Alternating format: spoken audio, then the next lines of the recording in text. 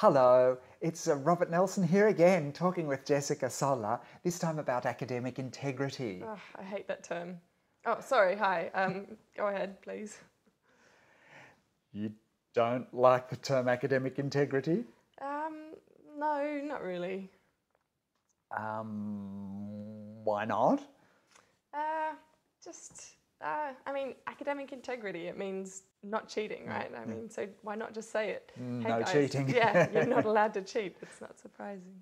So, do you feel the language is patronising? I'm sure that you've never had the impulse to cheat. I'm not so sure about that. I think it's quite natural from time to time to want to cut corners. There are times when you're terribly stressed and you're losing marks every day through lateness. You just need to get it done, so you grab a bit of text from here and there and sort of make a pastiche. Pastiche. You're complaining about academic integrity as a term? What's a pastiche? Like a mixture of sources, all folded together with a false veneer to seem original. Well, I guess there's not necessarily anything wrong with that, provided that you acknowledge the sources.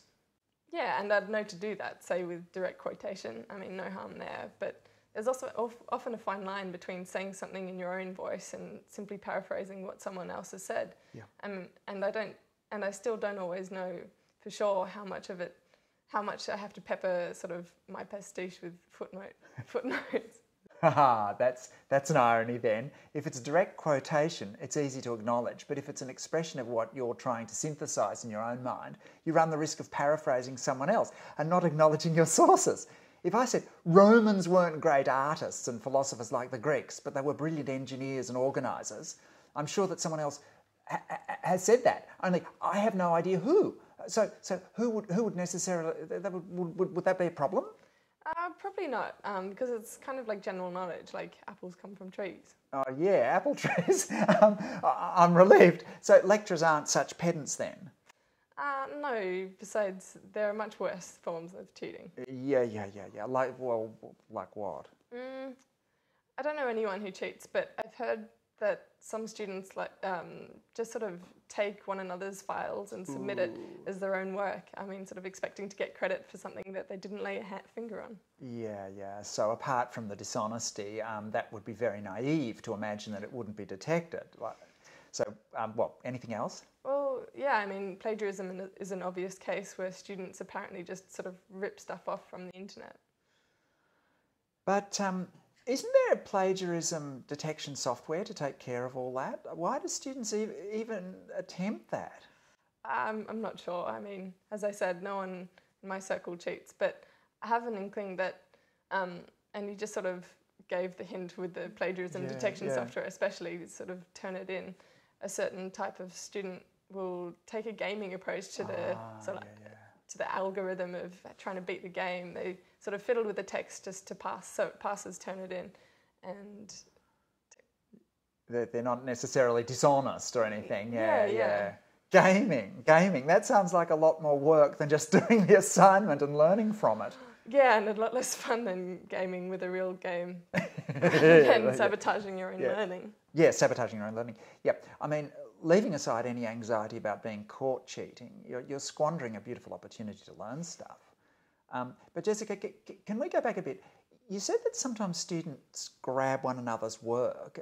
It's embarrassing, but I imagine that sometimes students work together on a given project and may enhance their learning by talking things through. Then they produce a joint submission? Well, yeah, in some areas collaboration is not only allowed, but it's part of the task, like learning about and practicing in teamwork. Yeah.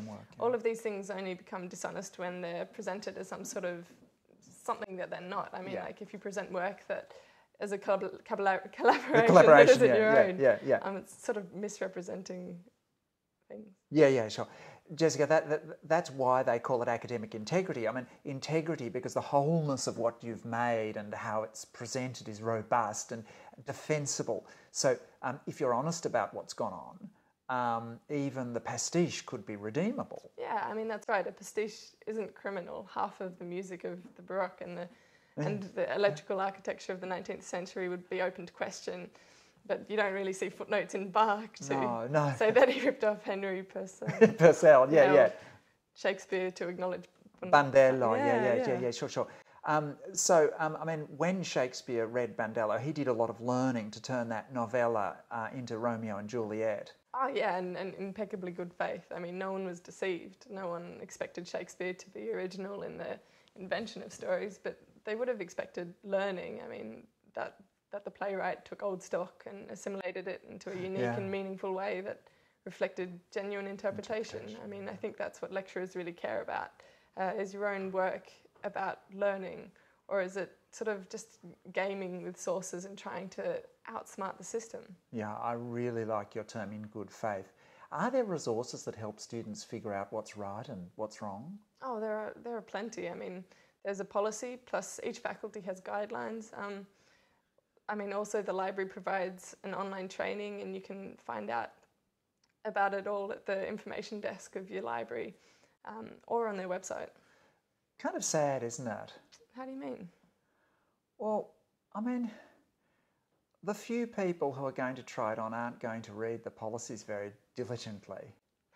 Yeah, I mean, and meanwhile, all the honest people have to sit through so much sort of menacing talk about penalties and breaches. Yes, it's very, very threatening, a bit grim. That's why I liked your term, in good faith. It pays to understand exactly what the conventions are, but after that point, the big reassurance is a feeling that what you produce reflects what you've learned.